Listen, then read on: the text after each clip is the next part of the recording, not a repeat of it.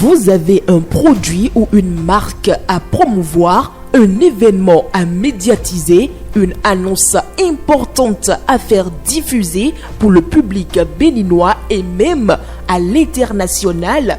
Le groupe de presse La Guérite, à travers sa web télévision Guérite TV Monde, sa web radio Guérite Radio et son journal La Guérite est votre interlocuteur valable.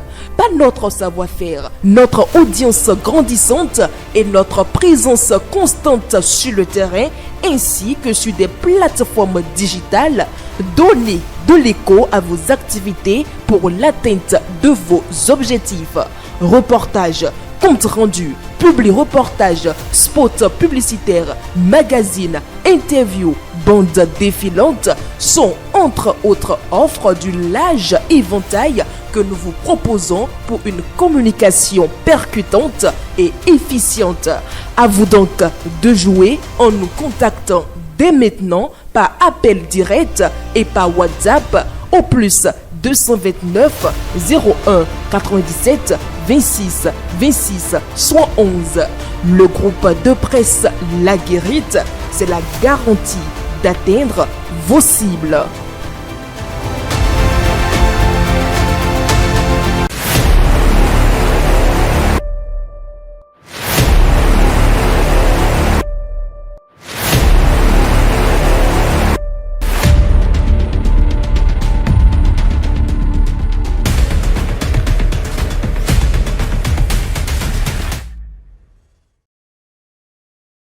L'arrestation de Richard Boni Ouourou, suivi du placement sous mandat de dépôt de 2 cadres, a provoqué, mesdames et messieurs, une onde de choc dans l'opinion publique. Cette affaire au contour à la fois juridique et politique soulève de nombreuses interrogations. Mais au-delà de l'émotion et des prises de position, que révèle-t-elle concrètement? Ce soir, nous prenons le temps de revenir sur les faits sans parti pris pour identifier les enseignements clés de cette affaire. Cette édition spéciale propose une lecture rigoureuse et citoyenne d'un événement qui interroge notre démocratie. Mesdames et messieurs, bonsoir. Vous organisez un mariage, un anniversaire, un baptême, un séminaire, un spectacle, un meeting politique ou tout autre événement, Guérite TV Monde vous propose un service de sonorisation professionnelle de meilleure qualité. Pour plus d'informations, contactez-nous au plus 229 91 19 10 10. Guérite TV Monde, le leader des web TV.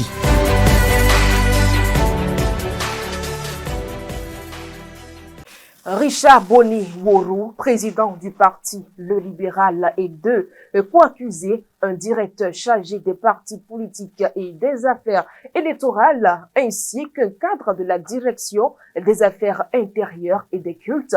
Tous deux, en fonction au ministère de l'Intérieur, sont placés sous mandat de dépôt dans la nuit du mercredi 21 au jeudi 22 mai 2025. Mesdames et messieurs, cette édition spécialement basée sur les faits nous impose avant toute chose un rappel des faits, avant toute interprétation ou analyse. Fawzia, c'est faux. Richard Boni Ouourou, l'homme qui met en ébullition depuis quelques jours l'actualité politique au Bénin. Depuis son retour au Bercail, le politologue a toujours tissé sa toile au pas de charge. Élection générale 2026 au Bénin oblige. Qui est vraiment cet homme au grand cœur qui a toujours été aux côtés des populations du Bénin en général et du Septentrion en particulier depuis 2023? Mon parcours est assez atypique. Je le dirais comme ça. Je suis né au Bénin, bien évidemment, dans une famille monoparentale. Ma mère était, dans une famille modeste, elle était un petit pauvre. Puis plus tard, autour de 2001-2002, jusqu'en 2006, j'ai soutenu un candidat à l'élection présidentielle chez nous, ce qui m'a donné un peu de goût à la politique. Et comme je n'aime pas m'avancer dans des domaines que je ne connais pas, je suis retourné au Canada, allé en sciences politiques, en économie, et finalement, Je me suis rappelé de ma mère, puis je suis allé en droit. J'ai fondé 2 cabinets au Canada, en développement économique et en économie agricole. Après la Covid-19, en 2021, il y avait un besoin de relance de l'activité économique mondiale et l'agricole tenait une grande place dans ce besoin-là. Alors, il fallait aller chercher un peu de croissance de ce côté-là. Nous avons lancé ce cabinet qui a fait un très bon chiffre d'affaires dès la première année. Nous avons fait $8 millions en 2021 et ainsi de suite jusqu'à aujourd'hui.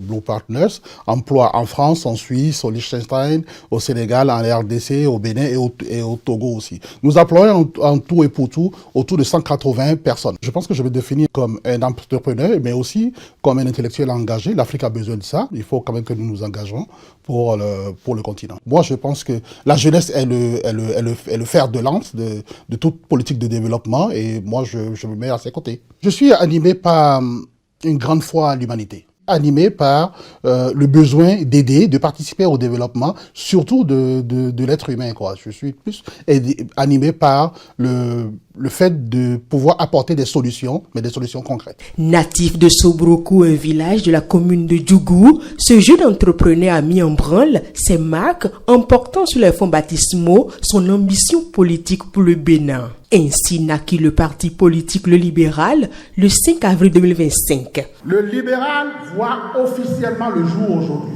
Il naît avec la ferme ambition d'apporter une nouvelle alternative aux Béninois.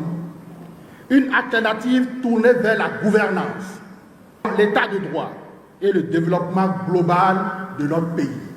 Par l'intermédiaire de notre formation politique, le libéral, aboutissement d'un mouvement d'éducation, je dirais même d'élévation politique, nous offrons la possibilité aux Béninois de s'affirmer pour ce qu'ils ont dans l'âme. Par notre orientation idéologique, nous offrons aux Béninois de toutes conditions, de toute appartenance, de toute religion et de toute confessionnalité, hommes et femmes, jeunes et personnes âgées, la possibilité d'être partie prenante du développement de notre nation. Désormais, le Bénin peut compter sur une formation politique qui répond à l'appel à se lever moralement, à tendre vers l'équilibre, la tolérance et à transcender les mauvaises habitudes. Bref, un appel à la solidarité et à l'émancipation collective. Nous avons donc, en tant que porte-voix de la démocratie véritable et du développement global du Bénin, de grandes responsabilités. Celle de faire saisir au plus grand nombre de citoyens possible que les choses peuvent réellement changer au Bénin. Mais très vite, ce rêve porté par cet homme politique de 49 ans tourne au chaos. Quelques semaines après la tenue du congrès du parti, le ministre béninois de l'Intérieur, Alassane Seydou, réagit au sujet d'un présumé cas de corruption lié à l'obtention du récépissé du parti Le Libéral. Selon lui, certains cadres de son ministère auraient perçu d'importantes sommes d'argent afin de faciliter l'aboutissement du dossier de reconnaissance officielle du parti. Ce dossier a été étudié. Au terme de l'étude du dit dossier, il a été notifié à nouveau le 19 février 2025 aux responsables du parti politique Le Libéral un récapitulatif des insuffisances relevées sur une page et annexé à la lettre numéro 215 en date du même jour. Enfin, par la lettre numéro 009 du 14 avril 2025 enregistrée à la même date au secrétariat administratif du ministère sous le numéro 2104, les membres fondateurs mandataires du parti politique Le Libéral ont transmis la version corrigée de la déclaration administrative de constitution de leur parti politique à l'issue de l'Assemblée générale constitutive tenue à Abomey-Calavi le samedi 5 avril 2025. Ce dernier dossier, ne souffrant d'aucune insuffisance, il a été délivré le 28 avril 2025 aux responsables du dit parti politique, le récépissé provisoire en date du 25 avril 2025. Dans le but d'un enregistrement définitif au ministère de l'Intérieur et de la Sécurité publique, les responsables du dit parti politique ont envoyé par lettre numéro 021 du 7 mai 2025, enregistré à la même date au secrétariat administratif du ministère sous le numéro 2843, 2 exemplaires du journal officiel de publication du récépissé provisoire de déclaration administrative de constitution de parti politique, le libéral. C'est à cette étape que j'ai été informé de sources dignes de foi des faits de corruption avérés mettant en cause 2 cadres du ministère, dont l'un de la direction des partis politiques et des affaires électorales et l'autre de la direction des affaires intérieures et des cultes sur le même dossier. Comme une traînée de poudre, l'information s'est très vite répandue et une procédure judiciaire s'est ouverte au parquet spécial de la Cour de répression des infractions économiques et du terrorisme, CRIET. À ce stade des investigations, les éléments recueillis laissent apparaître que dans le processus administratif de reconnaissance du parti politique dénommé le libéral, des sommes d'argent auraient été convenues et versées à des fonctionnaires en contrepartie de leur intervention pour l'aboutissement du dossier. Selon les déclarations du directeur des partis politiques et des affaires électorales, une somme de 12 millions de francs CFA aurait été proposée pour l'obtention du récépissé de reconnaissance officielle du parti du sieur Ouro Richard Boni. Il affirme toutefois n'avoir effectivement perçu que 5 millions de francs CFA. Une perquisition effectuée à son domicile a permis la saisie de cette somme qu'il présente comme celle reçue du sieur Ouro. Les faits ainsi établis s'analysent en corruption d'agents publics, infraction prévue et punie par les articles 335, 336 et suivants du Code pénal. Outre la déclaration du procureur de la CRIET, le haut-commissaire à la prévention de la corruption, Jacques Migan, réagit. Le Haut-Commissariat à la prévention de la corruption, en tant qu'institution investie de la mission de veiller à l'intégrité dans la gestion publique, notamment, et de promouvoir une culture de redevabilité et de transparence, tient à rappeler ce qui suit. 1. La corruption n'est jamais un simple dysfonctionnement administratif. C'est une atteinte directe à l'intérêt général, à l'égalité des citoyens devant l'administration et à la crédibilité des institutions républicaines. 2. La création et la reconnaissance des partis politiques sont des droits garantis par la Constitution. Leur encadrement administratif ne doit en aucun cas devenir un terrain d'échange illicite ou d'exploitation de position. Après sa détention provisoire, la décision est tombée peu avant 3 heures du matin, ce jeudi 22 mai 2025. Le juge des libertés a ordonné le placement sous mandat de dépôt de Richard Boni Ouro, président du Parti Le Libéral, ainsi que 2 de ses co-accusés, à savoir le directeur des partis politiques et des affaires électorales et un cadre en service à la direction des affaires intérieures et des cultes. La date de la prochaine audience reste inconnue du public, une affaire qui pourrait servir de catalyseur pour une réflexion sur la lutte contre la corruption au Bénin. Déposé le 14 avril 2025, le dossier final déposé par le parti Le Libéral comportait les corrections issues d'une assemblée générale constitutive tenue à Abomey-Calavi. Cette version du document a été jugée conforme aux dispositions de la charte des partis politiques. Le 28 avril 2025, mesdames et messieurs, le ministère a délivré un récépissé provisoire en vue de l'enregistrement définitif du parti. En ligne, mesdames et messieurs, Dr Bertin Corvi, acteur politique et membre du parti Bloc républicain. Dr Bertin Corvi, bonsoir. Bonsoir, madame. Bon nombre de personnes étaient surpris de la détention de ce document par le parti juste quelques semaines après sa création. D'abord, vous, Bertin Corvi, quelle était votre réaction suite à l'obtention du récépissé provisoire par le Parti Le Libéral? En réalité, il faut mettre les choses dans leur contexte. Ce parti, sa création ne date pas du moment où cela a été mis sur les réseaux sociaux. Ils ont fait plus d'1 an de processus en réalité. Et ce monsieur était resté dans la discrétion. Il a suffi qu'on lui promette ou bien qu'il ait l'assurance qu'il aura son récépissé pour commencer par s'égosier sur les réseaux sociaux. Donc ça a mis plus d'un an, au moins un an, hein, parce que je sais quand est-ce qu'il a commencé. Ceci étant dit, j'ai quand même été surpris qu'il ait réussi finalement à obtenir ce document qui a manqué à beaucoup de partis en 2019. Je me suis dit, mais tiens, voici quelqu'un qui s'est bien organisé jusqu'à ce que, bon, je tombe des nues à apprendre ce que chacun a appris par la suite. Alors, on parle aujourd'hui de soupçons de corruption d'agents publics en lien avec la procédure d'enregistrement administratif du Parti le Libéral. Le Parti le Libéral, c'est une affaire pendante devant la Cour. Mais quelle est votre lecture des faits, Dr Bertin Kowi? Alors, c'est une affaire pendante devant la Cour dont nous n'irons pas dans le fond. Mais nous allons parler de la forme. En réalité, je voudrais que ce qui arrive à Richard Boni-Orou serve de leçon à ceux qui veulent entamer des pans de leur vie sans prendre leçon ou bien sans prendre conseil. Si vous voulez faire du commerce, informez-vous sur les règles du milieu du commerce. Vous voulez faire la politique, c'est pareil. Mais quand on est activiste, sa posture diffère de quand on est chef de parti politique. Et tout ce qui a tué Richard Boni-Orou, c'est qu'il est mort, c'est que son histoire il danse, il montre sa maison, il montre qu'il est devenu subitement riche, il parle, il étale combien il est riche, combien il réussit dans ses affaires.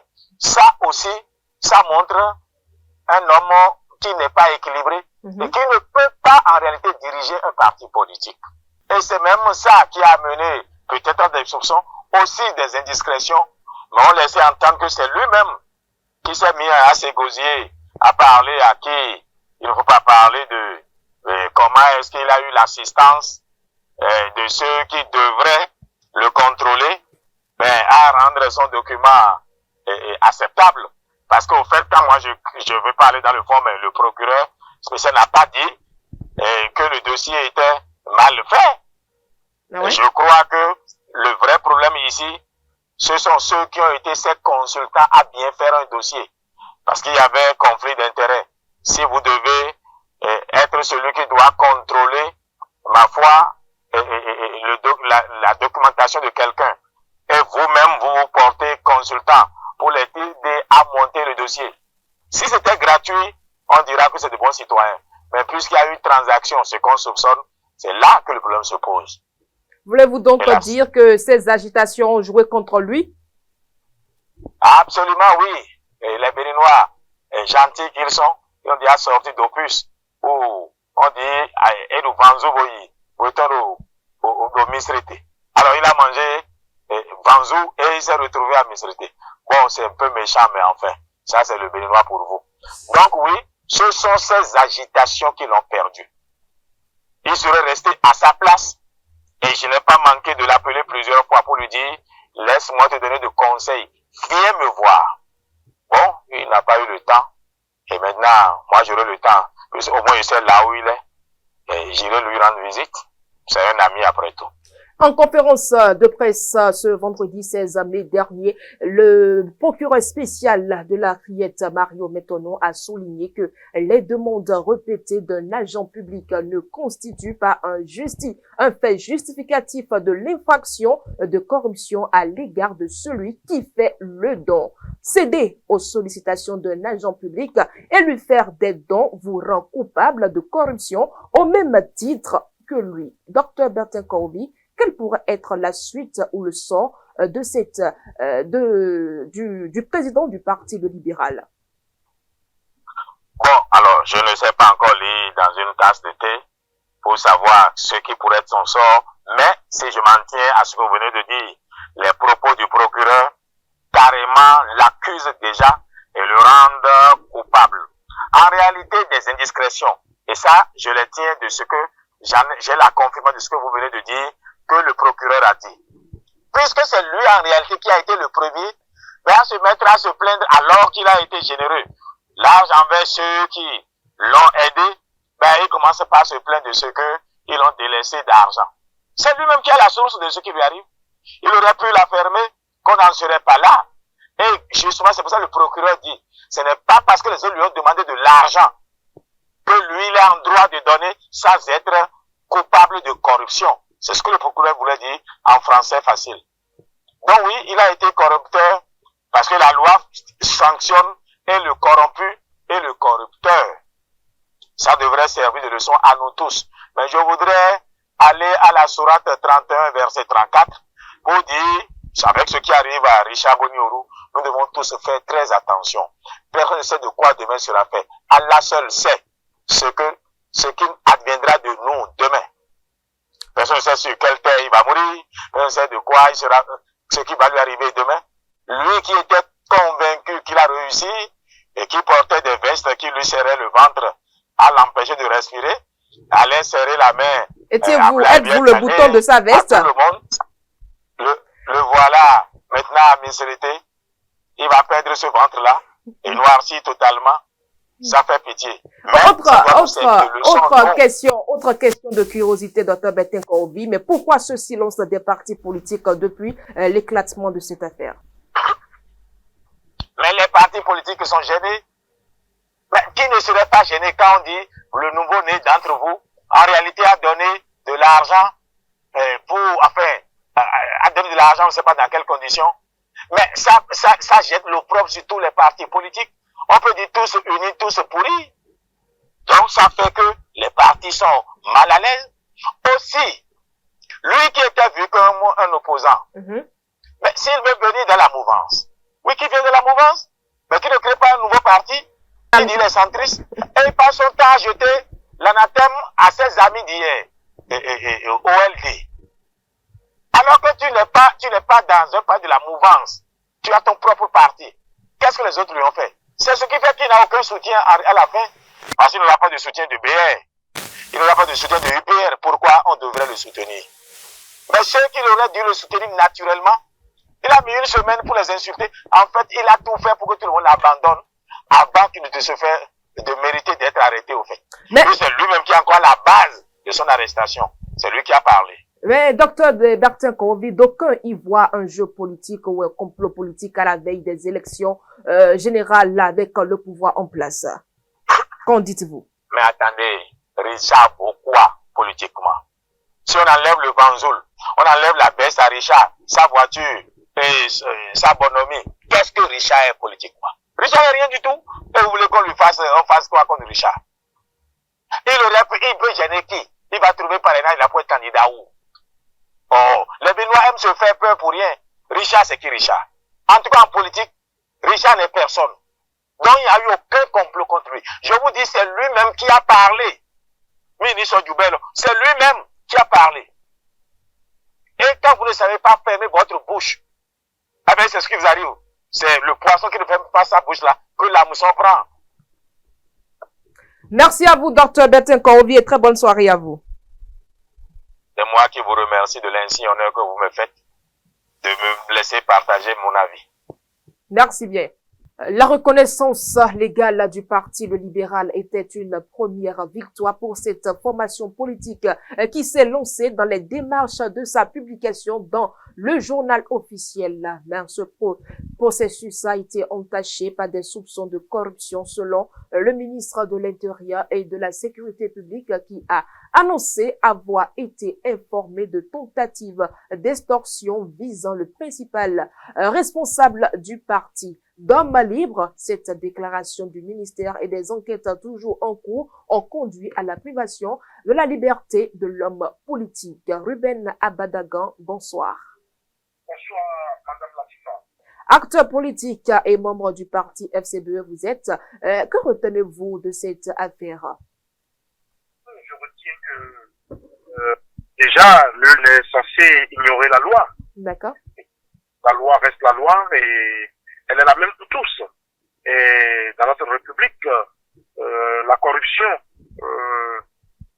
est un mal endémique que chaque gouvernement essaie de faire l'effort de reculer les indices de corruption dans notre pays.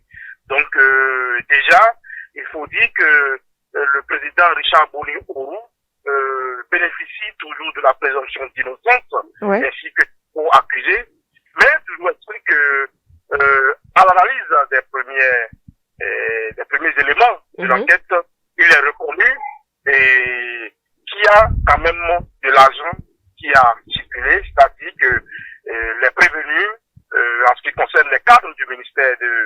de l'Intérieur ont reconnu avoir reçu de l'argent du président Boni Oru, qui lui aussi a reconnu avoir donné de l'argent.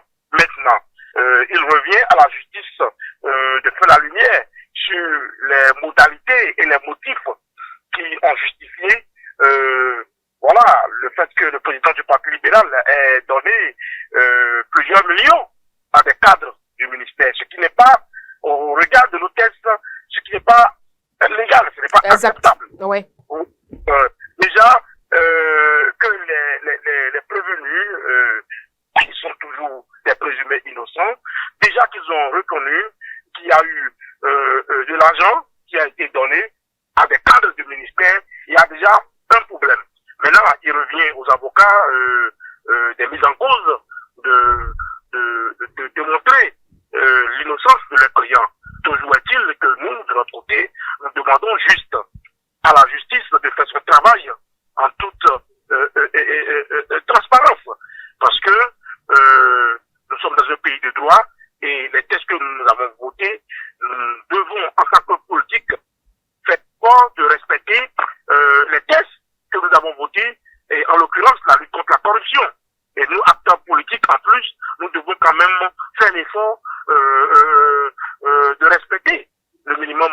Et nous ne pouvons pas donner caution si, à la fin, il a été démontré qu'il s'agit d'actes de corruption. Maintenant, il reste à la justice de faire son travail et à l'avocat du président Ouru et ses co-accusés de démontrer la preuve de leur innocence.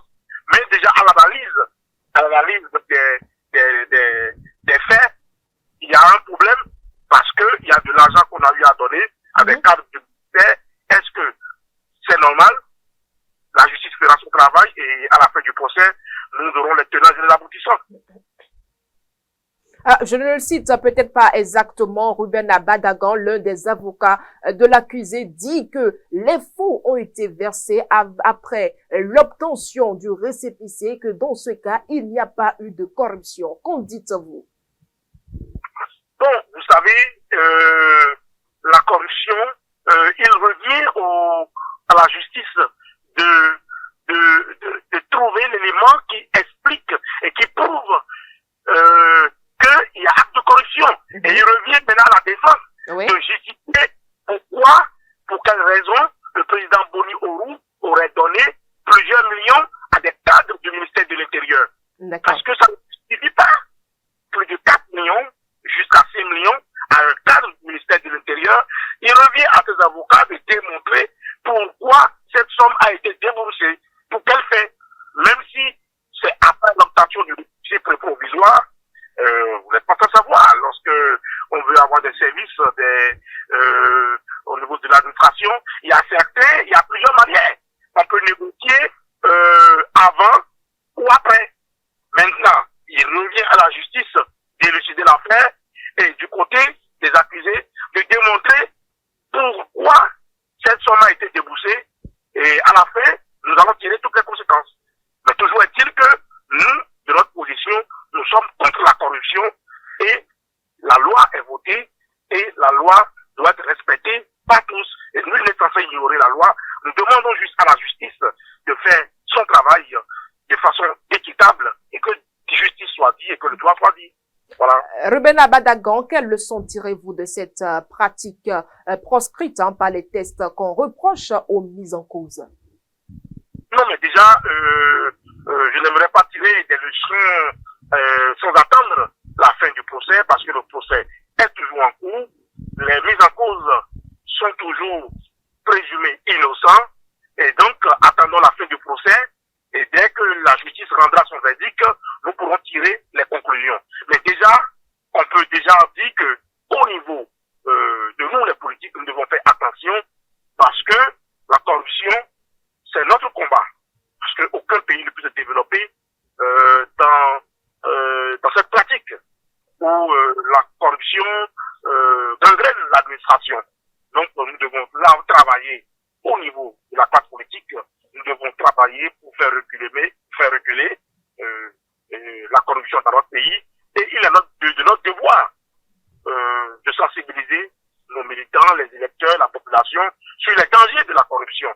Donc lorsque le procès sera terminé, sanctionner chaque acteur politique quand il y aura toutes les conséquences. Alors, à la fin, supposons qu'à la fin, ce n'est qu'une supposition à Ruben Badagan que l'inculpé soit condamné. Est-ce qu'il faut demander la clémence du chef de l'État ou est-ce que même cela pourrait même aboutir? Il ne me revient pas à moi de commenter ça. Moi, ce qui de notre côté, ce qui nous intéresse, c'est que si les mises en cause sont reconnues coupables d'actes de corruption, que la justice fait son travail. Parce que la justice ne peut pas être à géométrie variable. Il ne faut pas que les populations se disent que lorsque ça concerne nous, les acteurs politiques, nous jouons de nos relations politiques pour nous tirer d'affaire par rapport à la justice. Alors que de l'autre côté, nous exigeons de nos citoyens l'intégrité, le respect du bien public et le respect des tests de la République.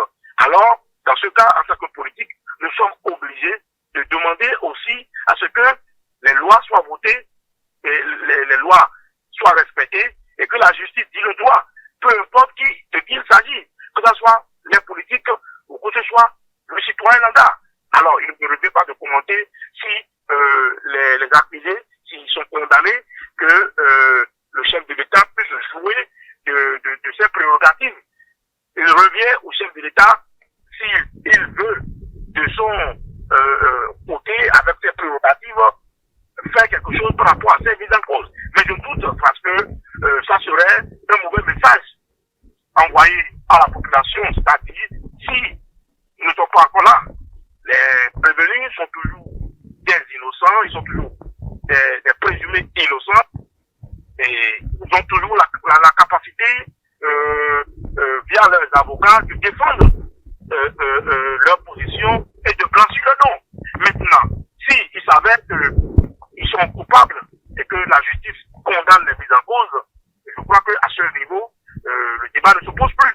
Chacun en tirera les conséquences. Chacun en tirera les conséquences, Ruben à Badagan. Mais dites-nous, pourquoi l'homme, je parle bien de Richard Boni-Oroux, pourquoi essuie-t-il autant de moqueries, autant de critiques sur la toile? Bon, vous savez, moi, je n'aimerais pas commenter parce que je suis pas trop sur les réseaux sociaux, je ne veux pas trop commenter les railleries et autres, mais je m'en tiens au fait. Il y a des accusations d'actes de corruption, la justice a pris l'affaire, les mises en cause sont sous mandat de dépôt, l'instruction continue, les avocats sont en train de défendre leurs clients, attendons la fin du procès, et lorsque le droit sera dit, nous allons pouvoir commenter. Maintenant, les railleries sur les réseaux sociaux, bon, ça n'engage que ceux qui le font. Mais moi, de mon côté, et nous, de notre côté, en tant qu'acteurs politiques, nous disons que nul n'est censé ignorer la loi, et lorsque nous, les politiques, nous tombons sous le coup de la loi, nous ne pouvons pas, à chaque fois, utiliser leur position politique pour nous anticiper. Donc, ça ne donnera pas une bonne leçon à ceux-là que nous prétendons défendre. Ça ne donnera pas une bonne image à nos populations. Et donc, par conséquent, nous demandons à la justice de dire le droit et que la justice puisse faire son travail dans la transparence. Les commentaires sur les réseaux sociaux, moi, je préfère ne pas commenter. Merci à vous, Ruben Abadagan, et très bonne soirée à vous. Merci beaucoup. Au revoir, Madame Latifa. Merci.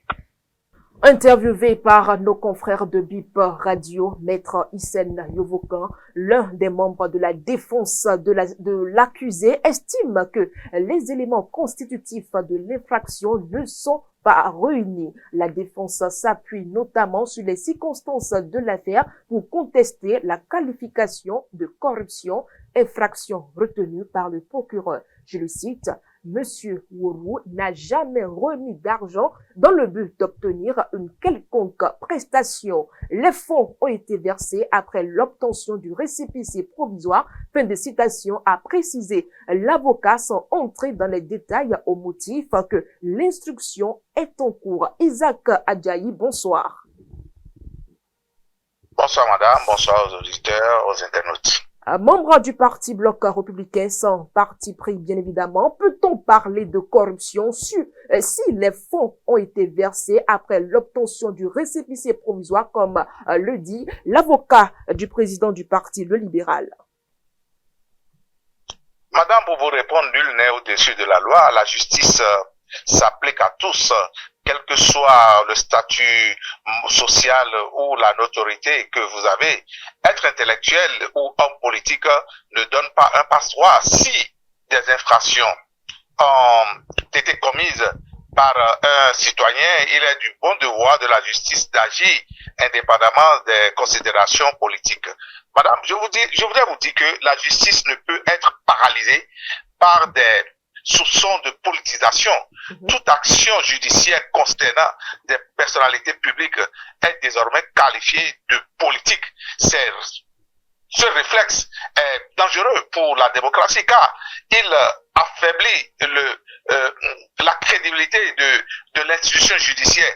Laissons la justice faire son travail et sereinement avec les preuves qu'elle détient. Voilà, donc pour vous répondre, moi je ne sais pas, moi je pense quand même que la justice est suffisamment outillée pour faire son travail. Donc le respect de l'indépendance de la justice, il est incohérent de demander à la fois une justice indépendante et de vouloir interférer dans cette décision dès qu'elle touche un proche ou un allié politique.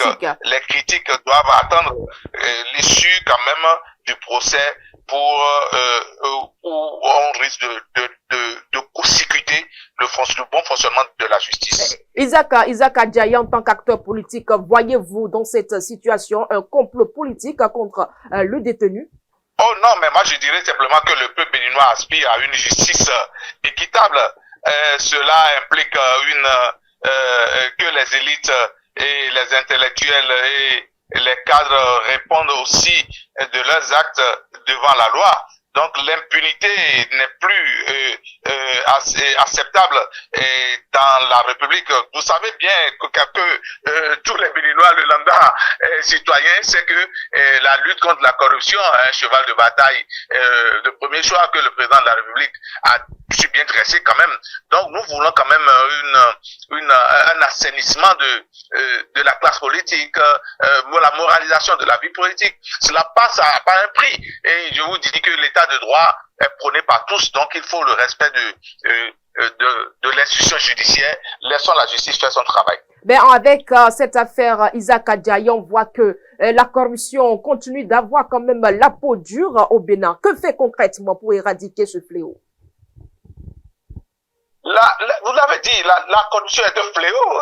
Si la corruption est un fléau, il est nécessaire quand même de continuer par travailler dans tous les pays du monde entier, même aux États-Unis, en France, et ces pays ces grandes démocraties que nous lognons, auxquelles nous aspirons à ressembler un jour. Donc, la corruption à la peau du tulle, c'est un fléau. Donc, c'est une bataille de tous les jours, c'est une lutte de tous les jours et de tout le temps. Et nous allons continuer de travailler. La corruption ne sera jamais zéro, elle n'a jamais été nulle part zéro, mais elle va regresser avec la volonté politique. Revenons quand même sur l'homme politique Richard Boni Oru, l'homme qui était adulé par l'opinion publique. Selon vous, pourquoi est-il autant de critiques à la suite de l'éclaboussement de cette affaire de corruption? Non, mais vous n'êtes pas sans savoir que c'est une star des réseaux sociaux. C'est un secret de polichinelle. Donc l'homme, quand même, a été très actif dans la presse ces derniers temps, sur les réseaux sociaux.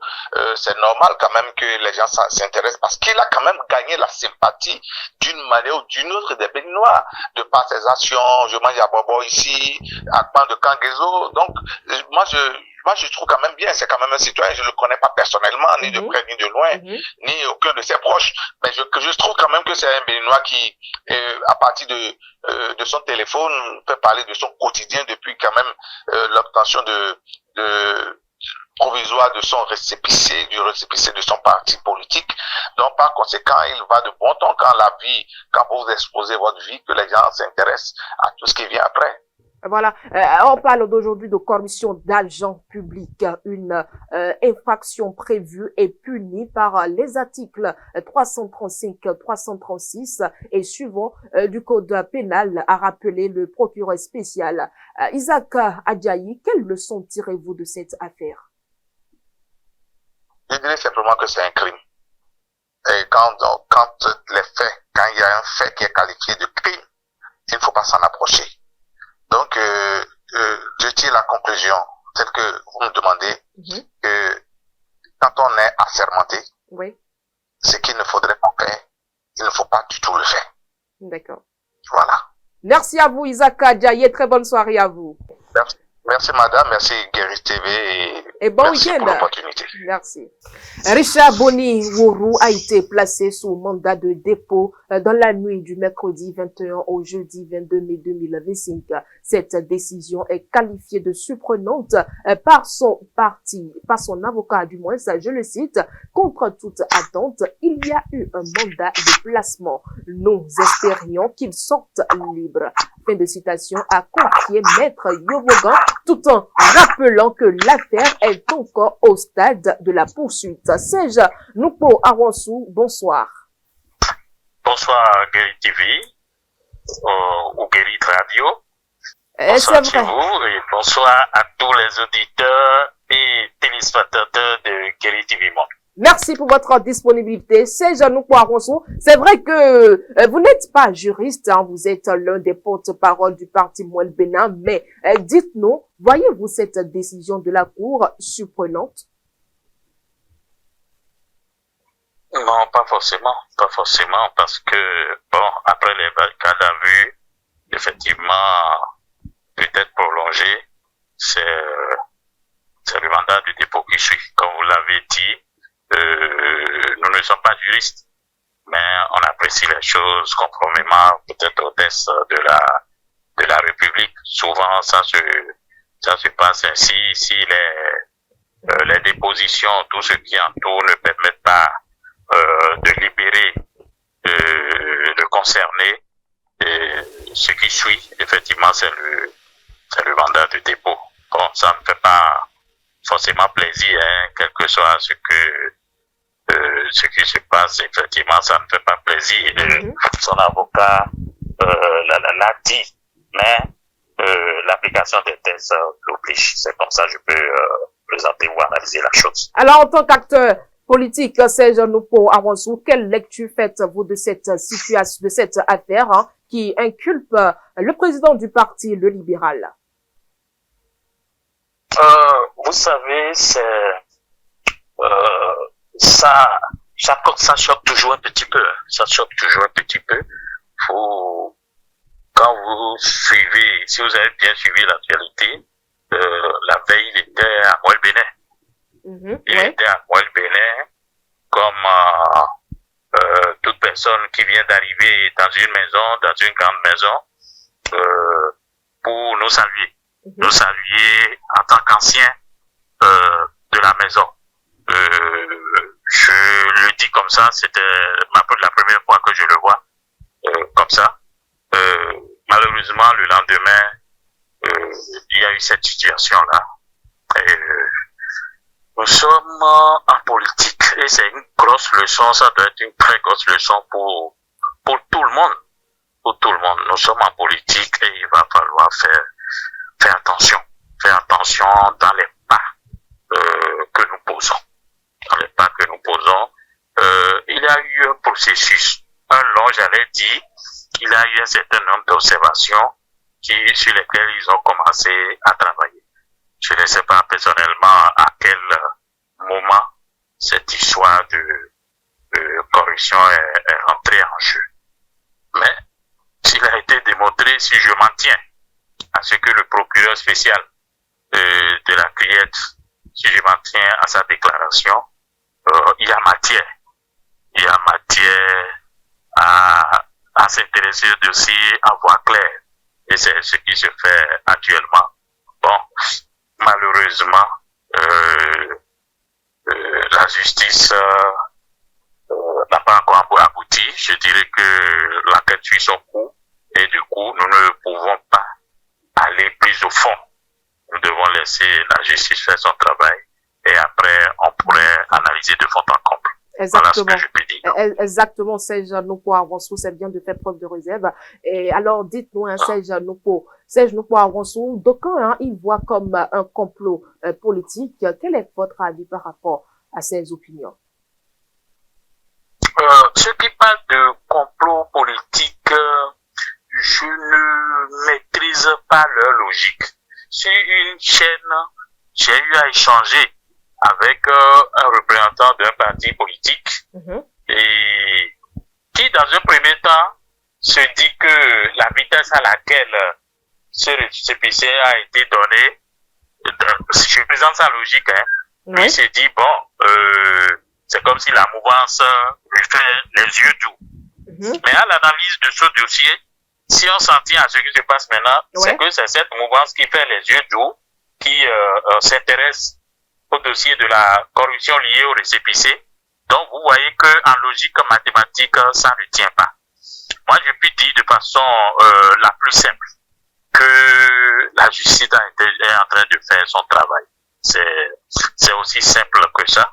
La justice est en train de faire son travail et je pense que tous les points d'ombre liés au dossier seront probablement élucidés et nous saurons globalement à quoi s'en tenir. Mais un gouvernement ou une mouvance qui veut faire les yeux doux à quelqu'un ne peut pas gérer, disons, le dossier tel que ça se passe. C'est vrai, il y a ce qu'on appelle une séparation des pouvoirs. La justice doit faire son travail, mais la première déclaration est sortie quand même du ministre de l'Intérieur, certainement après saisine d'une manière ou d'une autre. Après saisine d'une manière ou d'une autre, nous ne pouvons pas savoir ces sources d'information, on ne peut pas connaître ces indicateurs, mais c'est parti du ministre de l'Intérieur. Donc, à première vue, on ne peut pas dire qu'il y a deux mains invisibles dans un sens comme dans l'autre. Moi, je n'ai aucune envie d'aller même sur ce terrain-là, mais chacun n'a qu'à faire attention. Chacun n'a qu'à faire attention, quel que soit le camp dans lequel on est. Soyons sûrs des pas que nous faisons. Faisons beaucoup attention aux tests de la République.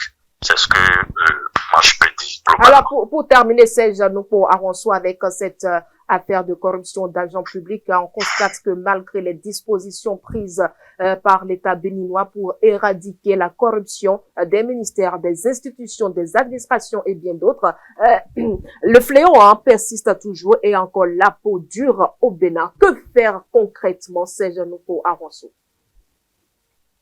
Nous devons continuer la sensibilisation. Nous devons continuer la sensibilisation, travailler au retour des valeurs, au retour des valeurs, parce que ce qui se passe globalement, ça prend sa source depuis nos maisons. Depuis nos maisons. Faisons attention, c'est vrai, nous aspirons au développement, on aspire à être émancipés, mais faisons attention à tout ce qui se passe autour de nous depuis nos maisons. Ne fermons pas les yeux sur des choses qu'il faut dénoncer à côté d'un enfant, etc., etc. C'est ce que je peux dire. Je n'ai pas envie d'aller sur d'autres pans, mais c'est sûr que globalement, après que la justice ait fait son travail comme il se doit, nous allons analyser de façon globale. Chacun n'a qu'à faire attention. Mesdames et messieurs, c'était donc Serge Nokpo Aronso, l'un des porte-parole du parti Mouel Bénin. Très bonne soirée à vous. Merci beaucoup. Bonsoir chez vous. Suite à son arrestation, quelques jours après l'obtention du récépissé provisoire de son parti, Richard Boni Ouourou est inculpé pour corruption d'agents publics et blanchiment de capitaux au même titre que le directeur des partis politiques et des affaires électorales. Un troisième prévenu, cadre à la direction des affaires intérieures et des cultes, est poursuivi pour corruption. Tous trois ont été conduits en détention provisoire dès la fin de l'audience. Un quatrième accusé, le secrétaire général du ministère de l'Intérieur et de la Sécurité publique, est poursuivi, mais resté en liberté. Le président de la coalition Bénin Debout, Sabi Sira Korogone, est déjà en ligne. Sabi Sira Korogone, bien le bonsoir. Bonsoir, madame. Les enquêtes sont toujours en cours, mais personnellement, Sabi Sira Korogone, croyez-vous aux accusations portées contre l'homme politique ou bien vous y voyez un jeu politique? Ce n'est pas mon rôle de croire ou de ne pas croire en ce qui se dit en ce moment. Mais de façon très sereine, moi j'aborde les questions en tenant compte de leur globalité.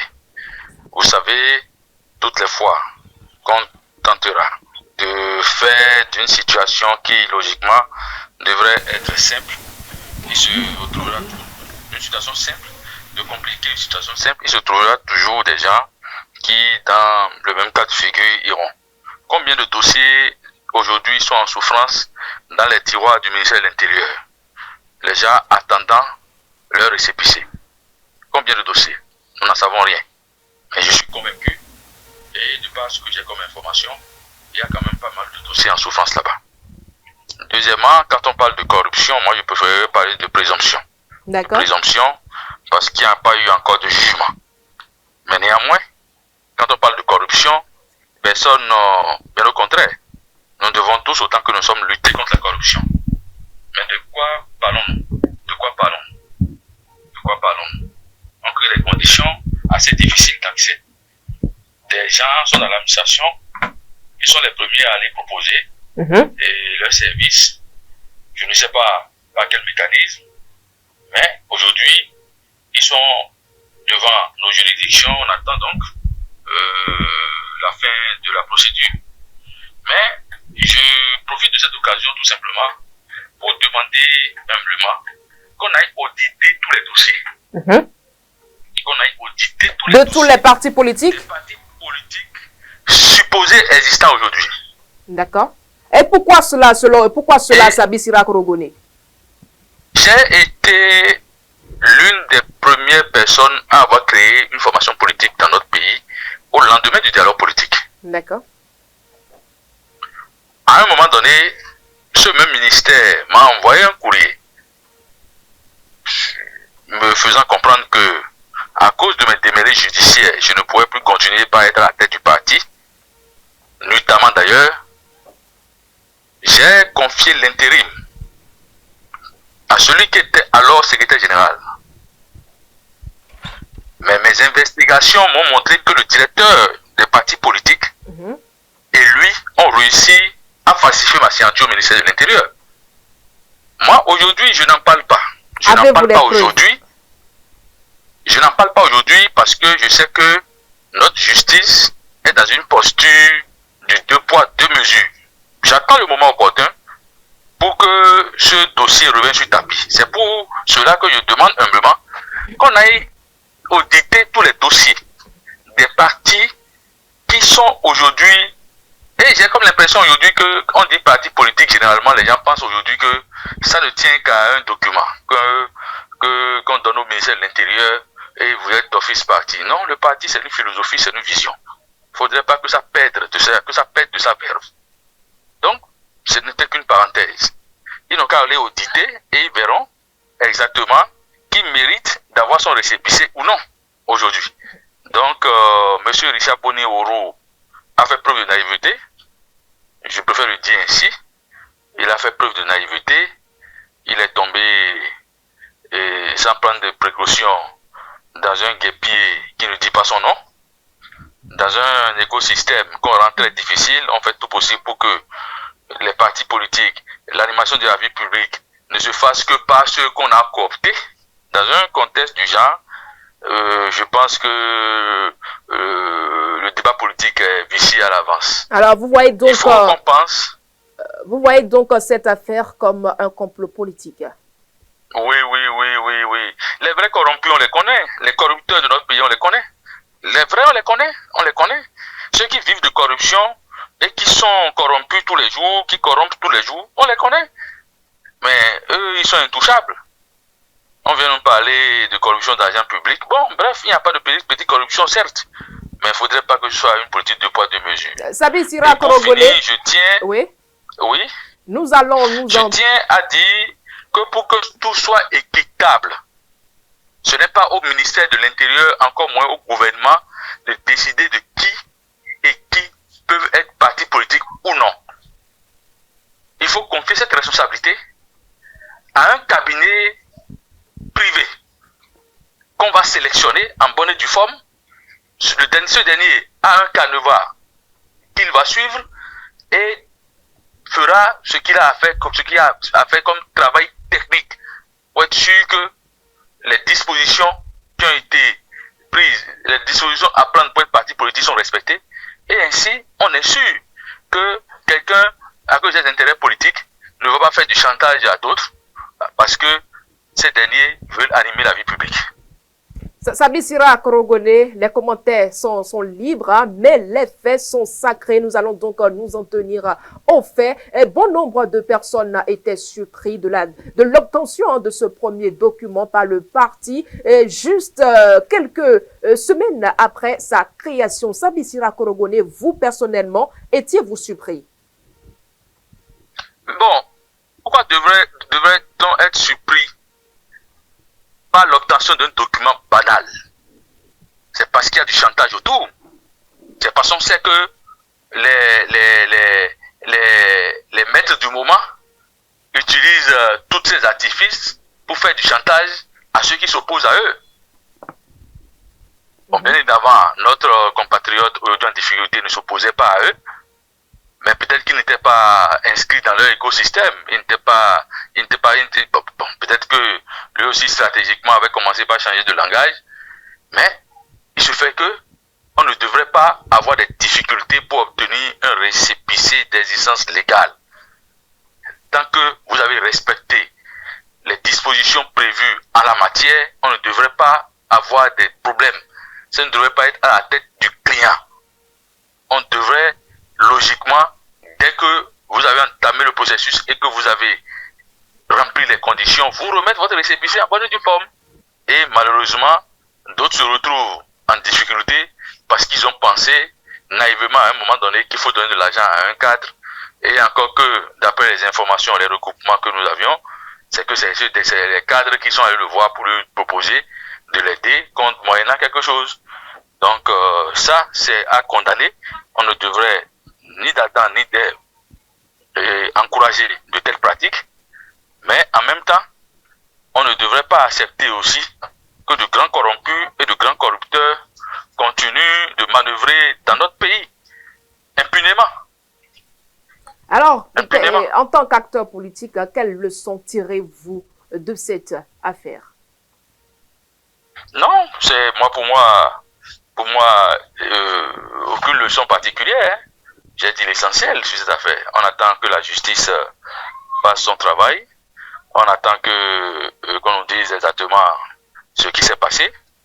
Et vous avez à l'entame parlé de blanchiment. Bon, moi je n'ai pas connaissance de cet aspect de la chose. J'ai juste entendu parler de corruption d'argent public. Donc on attend de voir. Il n'y a pas de problème. Mais il faut que les gens sachent que je parle à mes compatriotes ainsi, qu'on ne devrait pas se laisser détourner de l'essentiel. L'essentiel ici, nous devons impérativement aller vers l'alternance au sommet de l'État. Sabi Sira Korogone, juste une question de curiosité pour terminer. Si vous voyez cette affaire comme un complot, en tant qu'un opposant, pourquoi vous n'avez pas réagi depuis l'éclatement de cette affaire? Bon, on ne réagit pas à tout et à tout moment. Moi, si vous me suivez très bien, vous savez que je ne réagis pas au gré de mes humeurs ou de mes émotions. Je suis toujours silencieux jusqu'au moment où les données que je voudrais avoir à ma possession avant de réagir, que ces données soient à ma possession. Mais néanmoins, j'ai, au travers d'une publication, demandé aux Béninois de ne pas tirer sur une ambulance. Parce que j'ai remarqué que ce monsieur qui est en difficulté, à un moment ou à un autre, a été utile pour certains. Donc, je constate qu'il y a des moqueries, alors qu'en réalité, on ne devrait pas laisser aller à ce genre de comportement, surtout que nous sommes dans un pays qui a besoin de nous tous et on est bien obligé de prendre nos responsabilités en tant que peuple pour exiger de nos dirigeants le respect. Voilà. Merci à vous, Sabi Sira Korogone. Je rappelle que vous êtes le président de la coalition Bénin Debout. Très bonne soirée à vous et merci pour votre disponibilité. C'est moi qui vous remercie. C'est moi qui vous remercie. Merci. Oui. C'est une vision centrée sur la démocratie, l'état de droit et la justice sociale que Richard Boni Ourou a défendu devant ses militants lors du congrès constitutif de son parti, le libéral, lancé samedi 5 avril dernier. D'homme politique libre, il est désormais mis sous mandat de dépôt. Contre le pardon dans les affaires judiciaires, une question se pose, mesdames et messieurs. Quel lendemain politique pour le président du parti, le libéral? Quel avenir pour ses militants? Le parti participera-t-il à toutes les élections comme voulu par son président? Ne poussons pas loin les interrogations, surtout qu'aucun jugement n'est encore rendu. Des critiques sont certes multiples sur la toile, mais quelle opinion les citoyens de Porto-Novo se font-ils sur cette affaire? Quelques-uns rencontrés se sont exprimés. Suivons-les. Mes compassions pour M. Boni Ourou Richard, mes compassions pour sa famille, parce qu'aucun homme, aucun humain ne peut être heureux de voir son prochain derrière les barreaux. Et je profite pour saluer tous les prisonniers du Bénin. Nous sommes dans le cas de M. Boni, quelque chose qu'il est parti chercher lui-même. Parce que la corruption, c'est ça qui tue le Bénin. C'est pour ça que j'ai accepté, j'interviens rarement en politique. Mais quand j'entends corruption, j'interviens. Parce que la corruption, c'est ça qui met au chômage nos enfants. Si le chômage est massif aujourd'hui, et on n'arrive pas à financer l'école, c'est à cause des corrompus et des corrupteurs. Et moi, je suis heureux qu'on puisse mettre la main sur quelqu'un qui a participé à la corruption. Je suis heureux. Je ne suis pas heureux de son sort, mais c'est pédagogique. Il s'est retrouvé en prison, c'est pédagogique pour les autres, pour que les autres ne continuent pas. Et moi, je demande au président Talon de continuer. Et je sais que le réseau des corrompus ne s'arrête pas aux 2 ou 3, on a arrêté. Je dis, monsieur le président, 3 dans les caméras, le pardon va vous grandir encore davantage.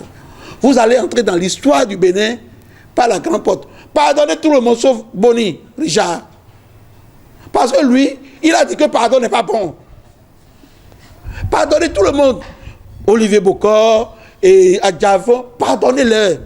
Je l'ai cité Joël Aïfo, il faut les pardonner. Mais laissez Boni Richard là-bas. Chez nous, au Bénin, on dit, nous moi,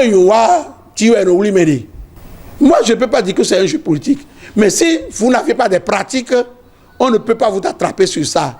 Donc, c'est parce qu'il s'est fait corruption que c'est arrivé. Moi, je ne dirais pas complot.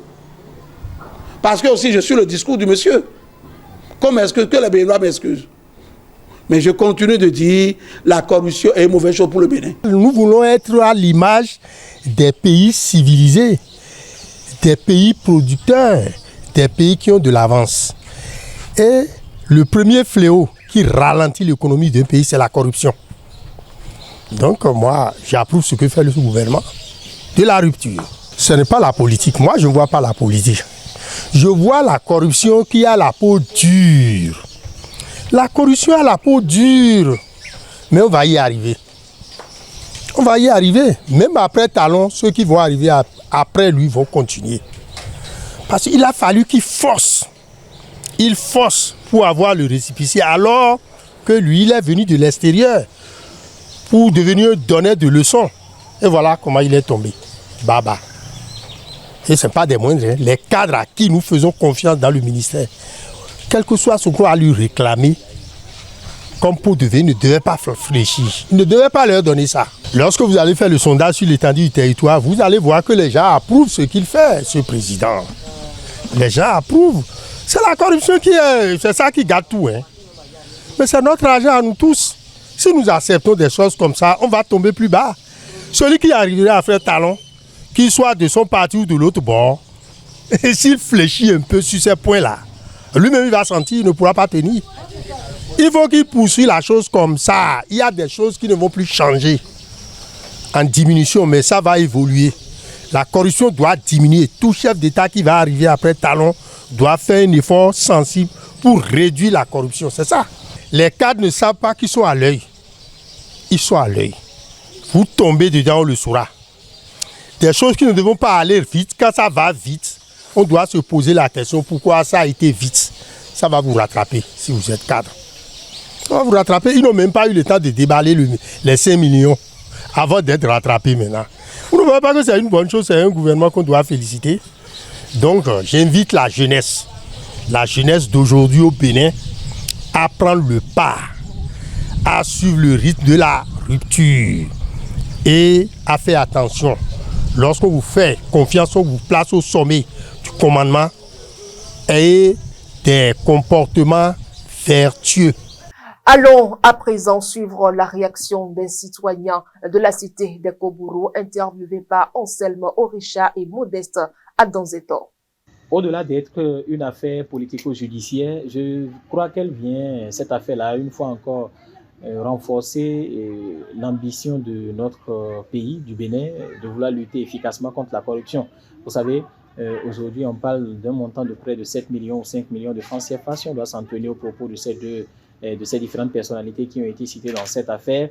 Le plus important ou le plus essentiel à retenir ici en termes donc de lutte contre la corruption, c'est que la machine qui a été mise en œuvre pour essayer de démanteler toutes les poches de corruption dans l'appareil administratif de notre pays est en marche.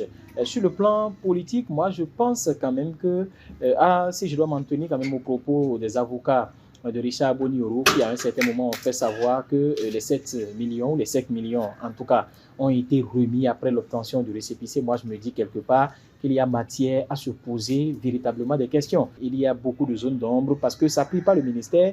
Vous avez suivi un peu comme moi l'actualité où le secrétaire général du ministère a été également mis sous convocation. Donc cela veut dire qu'on veut véritablement savoir ce qui s'est vraiment passé donc au cours de cette histoire. Et moi je pense que Richard Boni Orow ne s'est pas levé de son propre gré pour aller quand même demander aux agents du ministère combien je dois vous donner, parce qu'il aurait en amont déjà pris des informations pour savoir ce qu'il fallait faire avant d'entrer en possession donc de son récépissé. Est-ce que cette somme-là a été donc donnée à ces agents pour service rendu ou une corruption? Je pense que les enquêtes nous permettront de savoir véritablement ce qui s'est passé. La corruption n'est pas un acte qu'il faut applaudir. C'est un acte de honte. C'est un acte qui entache la crédibilité de l'administration au haut niveau. Et même au plus bas niveau, si c'était comme ça, et qu'on arrive à cibler les gens qui font des actes de corruption et qu'on les assermonne, on leur tire les oreilles pour qu'ils ne puissent plus faire des trucs du genre, ce serait bon. Aujourd'hui, c'est en vogue parce que c'est une personnalité politique qui s'est adonnée à cet acte de corruption et ça fait que tout le monde en parle. Il faut reconnaître que ça se passe, les gens en parlent, mais on ne voit pas comment est-ce que c'est cadré. Mais je tiens quand même à dire merci à ce gouvernement du président Patrice Talon qui œuvre pour lutter contre les faits de corruption dans le Bénin. Parce que ça entache l'image de notre pays à l'extérieur et ça n'honore pas la jeunesse que nous représentons. Nous, en tant que jeunes, nous déplorons ce acte de corruption où parfois vous allez dans des administrations où on vous exige un certain nombre de pots avant d'accepter votre dossier et tout cela. Ça se passe, les gens nous disent ça. De ma position de préfet des jeunes, du gouvernement des jeunes du Bénin, qui est une association apolitique, je peux dire que on a des plaintes et on fait des efforts de comprendre que des gens sont à des positions où il faut donner quelque chose pour qu'on vous fasse passer votre dossier. Ce n'est pas bon, c'est déplorable. Et je pense que la leçon qu'il faut tirer et retenir, c'est que la corruption est un acte à bannir en République du Bénin. Une affaire pendante à la justice, on laisse la justice faire son travail. Nous avons souhaité à ce que la justice fasse son travail comme cela se doit. Bon, Richard Boni est le président du Parti libéral. Pratiquement, il a procédé par une voie illégale pour obtenir son récépissé, ce qui n'est pas constitutionnel. Si tel est le cas, nous allons laisser la justice faire son travail. Une affaire pendante à la justice, laissons la justice faire son travail. Maintenant, l'autre chose est quoi? C'est au niveau de la corruption qui s'est infiltrée dedans. Puisque même moi aussi, si moi j'étais le président de la République, j'allais mener la lutte contre la corruption. Donc ça, au moins, je peux dire qu'ils aillent au bout par rapport à ça. Je crois un peu à la lutte contre la corruption. Parce que la corruption qui s'était gangrénée d'un peu comme par le passé. On a vu au moins une réduction de la corruption. Au moins avec le premier citoyen, on sent qu'au moins il a semé au moins de la peur dans le ventre des Béninois. Et c'est terminé pour cette édition spéciale. Mesdames et messieurs, merci de votre aimable fidélité et bon week-end à chacun et à tous.